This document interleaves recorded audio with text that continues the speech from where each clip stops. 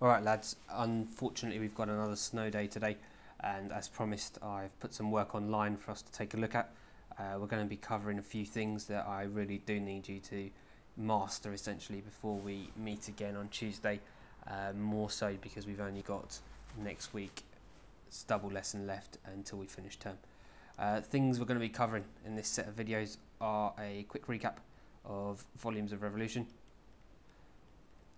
and we obviously started this in our last lesson, and then something new, which is volumes of revolution but now applied to being between two curves, and I'll obviously explain that as we come along. And then what I'd like to do is introduce you to something called differential equations, which is in a way quite ironic mathematically, because being differential equations they actually need to be differential equations, they actually need to be integrated, but we'll talk about that as we get there. So these are the three things that we're going to be covering, and there's a whole series of videos to talk you through them. As we go through, the important thing is that you follow through the examples, pause when I tell you to pause so that you actually have a go yourself, and then I've written up some solutions just so you can check your working out and see if you're right. Don't just watch the solutions without actually having a go at it, otherwise you will learn absolutely nothing. So do have a go at the examples when I tell you to, and at other times I'll be doing examples to help you along, but I'll distinguish those. So to start off with, a quick recap on volumes of revolution, and I've got some lovely questions here ready for us to start off with. So find the volume, let's try and move this somewhere useful. Find the volume generated when the area bound by the curve y equals ln x, the x-axis, the y-axis and the line y equals 2 is rotated about the y-axis by 360 degrees. And for those of you that aren't too familiar, this is the graph of y equals ln x, or at least a general form of it. The first thing we need to do is start spotting the important bits. It's been rotated about the y-axis. It is the curve y equals ln x, and the limits that we need to be worried about obviously being y equals 2, the x-axis, which is pretty obvious but highlightable anyway.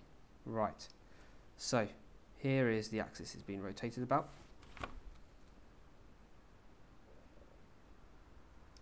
and it's going to start swinging in this direction, if you can imagine that, as it goes round, creating a volume. So first of all, knowing that it's being rotated about the y-axis, we need to think about the right formula to use. The answer here is pi the integral of x squared dy. If you can't remember that, look that up in your notes. If it was being rotated about the x-axis, i.e. going downwards, it would be the other way around, but this is definitely going to be pi the integral of x squared dy. Okay, we now need to know what x squared is. Well, we've got what y equals, so let's just start manipulating. Y equals ln x, therefore e to the y equals x, and e to the 2y equals x squared.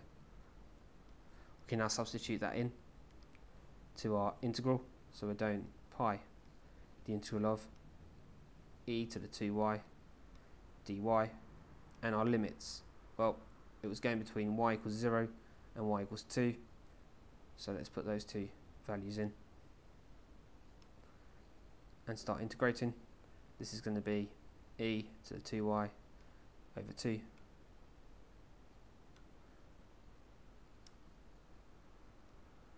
between 2 and 0,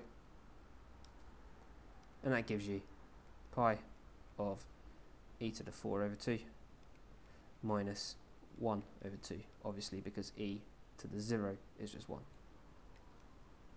You can then factorise that out to be a half, or pi over 2, lots of e to the 4 minus 1.